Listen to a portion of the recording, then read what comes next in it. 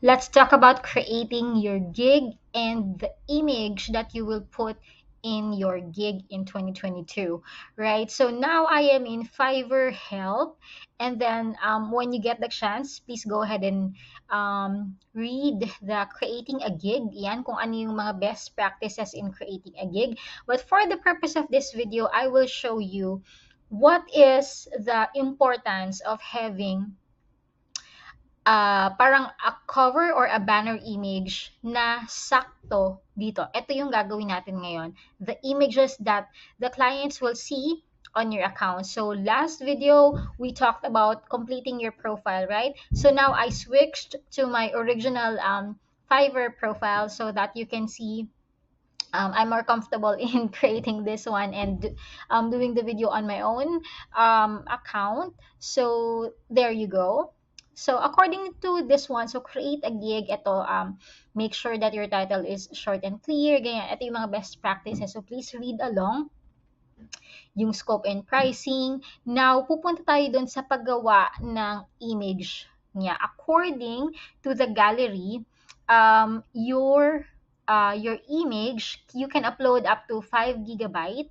Tapos, upload 3 images that represent your gig. Parang ito yung kumbaga, how do you say this?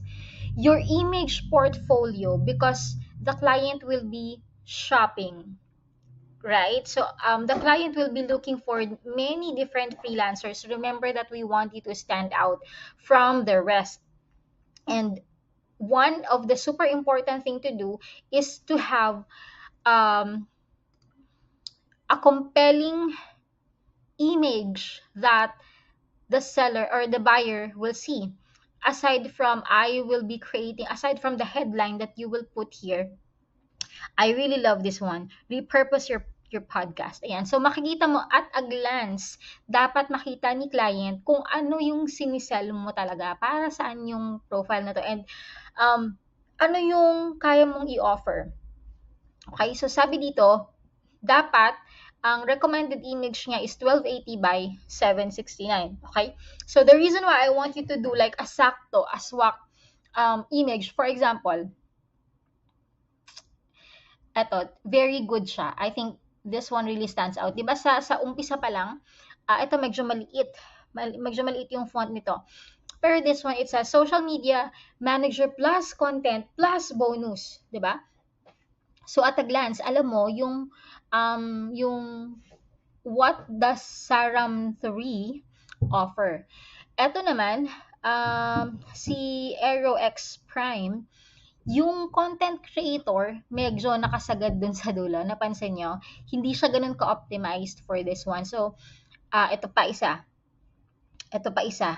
So, hindi lang sila mga na-update kasi this 2022, nag-update si Fiverr, tapos kailangan medyo pinalitan yung pixel siguro, ganyan. So, tignan mo yung dito, medyo nakasagad siya sa dulo dito. So, dapat mas maganda yung eksakto siya, di ba? So, yun lang, yun yung pinaka-core nung video na to para gagawa tayo ng ganyan. So, I want you to, once again, model other people. Ano yung mga nakikita mo dito sa Fiverr na mga magaganda, nag-stand out, at ano yung mga hindi mabasa, ano yung mga hindi mo dapat ulitin, 'di ba? Ayan. So make sure that you model these people. Like this one, oh, hindi nakita, oh. O 'di ba? Isa lang siguro, bago lang siya, rising talent nga. Pero this one, I don't like this. This is sorry Laura, the socials, but if I would be your mentor, if I will be coaching you, I really would highly recommend that you do not do this. Parang, do you guys can see kung ano yung, di ba parang ang hirap hanapin. Dapat mag-stand out ka from the rest. This one, your social media manager, your expert social media manager. I'd rather have this kasi even though a few words lang, nag-stand out siya, plus meron pa siyang face like that. TikTok growth service. Ayan, ito hindi rin masyado, no? Ganyan. So, freelance Instagram manager. Okay, you get the idea, right? Now, sabi ni Fiverr, ang dapat nating gamitin na size ay 1280 by 769. So what you will do is go to Canva. Sorry, go to Canva and then click on create design. Pag kinlik mo yung create design, you will be routed to custom size. Ulitin ko, create design, tapos tanggal natin yung custom size. Ayan. So, click on create design. Sa baba, makikita mo yung custom size. Click on that, and then lalabas to. So, you type in 1280 by 769 as per recommendation ni Fiverr, and then click on create design. Now, you will be routed to this one. There will be a lot of templates for you to use. It's up to you. I created one as a sample just for us to save time kasi para hindi nyo ako nakikitang nag-edit kasi medyo matagal yan. So, parang ganito, no? Gumawa ako ng isang example. So, social media manager experience. So, what you can do is also best to highlight, to do a bullet form, and then send a free message. Send the message for free site audit, and then you put there. You could have done better. Yes, sure. I only made this for little less than 5 minutes. So, kung you will take time and sit down and probably spend 20 minutes or so, I'm sure you can do better than me. Okay? So, ayan, ito yung mga iba't iba niyang mga templates. Pwede ka namang magsimula sa scratch. Pwede ka rin namang gumamit ng template dito. Kung wala kang makita, model someone here. I said model, don't copy. Exactly. Okay? Ayan, so, and then if you would like to put your face dito sa anong tawag dito, sa dashboard mo, you can do that. Let me show you something. You can type in frame, tapos lalabas yung iba't ibang mga frames dito. So, pwede to, halimbawa. So, when you put that there, you can put your face. I have my face here. Ayan, so halimbawa ito. For example lang So, nakita nyo, from the frame, I dragged the picture to this, and then naging ganyan siya. What if papalitan natin yung frame? Gusto mo naman ng halimbawa ito. Parang egg na walang nakita. Kuha nyo. So, you can drag and drop, ganyan sa kanya. Tapos, if you don't like that, kasi masyadong nakasagad sa gilid yung aking face, ito na lang. Yan. Diba? Yon, ganun yung framing, kung gusto mong gamitin yung frame. Meron pang mga iba. Ito, I like this one too.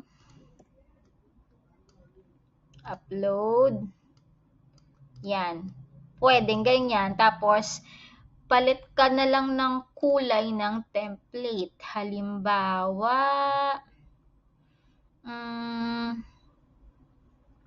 dito ako tumatagal, guys. Actually. Ayan, wala tuloy yung ano natin. Now, if you don't like that, you can always click on undo. Yan. Tapos, ang ginagawa ko usually, add muna ako ng page na isa. Tapos, ganyan. Tapos, lipat ko to, copy. Tapos, you get the idea. Social. May social na doon. Lagyan natin, social media. Ano nga yung kanina? Expert. Ano yung nakita natin kanina? Wala. Ato, social media manager strategist. So, you type in there, social media expert and strategist. Tapos, litan mo na lang yung font. Pwede doon or pwedeng drag. Tapos, sakto mo siya doon. Tapos,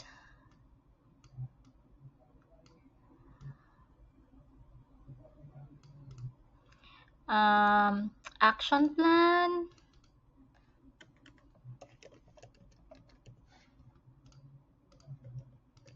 Tapos, content creation.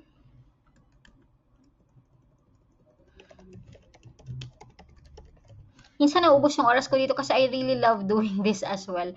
Parang naging passion ko siya na gawin. Kaya, I don't hire anybody anymore unless very advanced na kailangan ng Photoshop. Pero, ano nangyari? Pero kung ako lang, Okay lang naman. Send to back. Ayan. Nakita niyo ba yung nangyari? Kanina, di ba parang natabunan siya?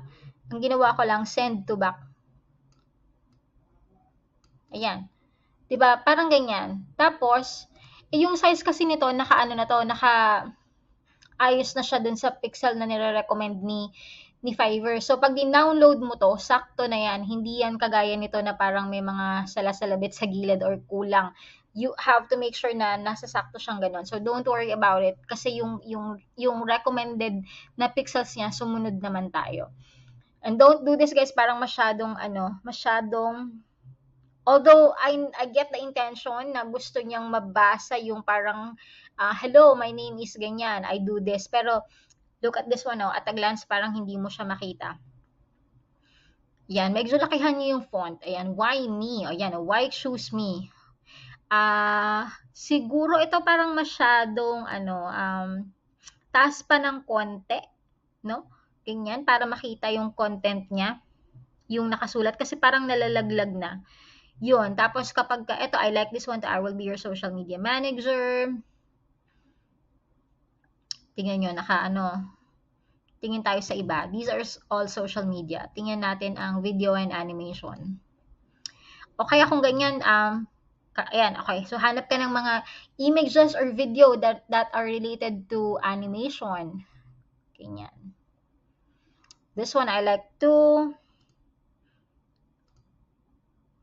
Okay.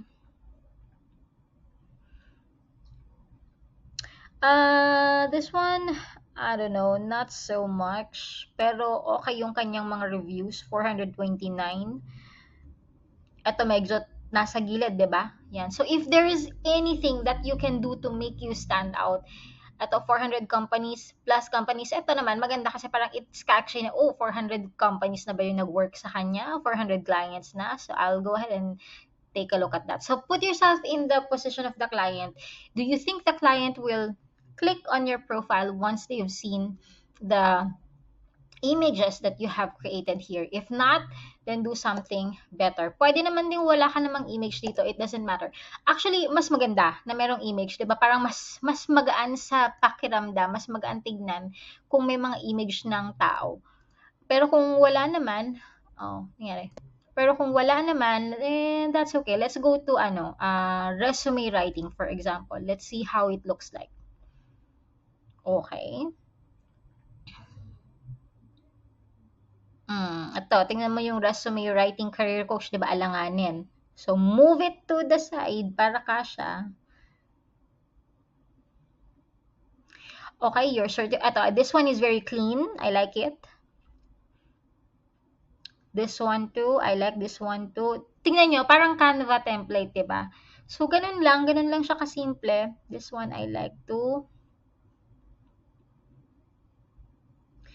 I think I would put some more text here kasi sayang naman kung face mo lang yung nakikita, 'di ba? What do you sell? You can put that there. Okay? So here's what you're going to do. Your assignment on this video is create something like this, download it and upload in your profile, in your gig. And if you have any questions, let's say you want me to check on it, you want your classmates to check on your work, like audit, and we give you nice feedback, please go ahead and let us know. Just put it on the Facebook group natin, or email me, or I don't know. We'll see the policy na we will create as we grow, no? But we'll be more than happy to audit and check your sites. Make sure also to choose a font na madaling mabasa. Okay, wag kayong as much as possible, wag yung mga cursive. Yung mas mabilis maintindihan at mabasa at a glance. Remember, you only have a few seconds of the client's time before siya mag-scroll sa ibang mga freelancers, because you have a lot of freelancers here and our goal is to make you stand out. Right? So with that said, I'll see you on the next video.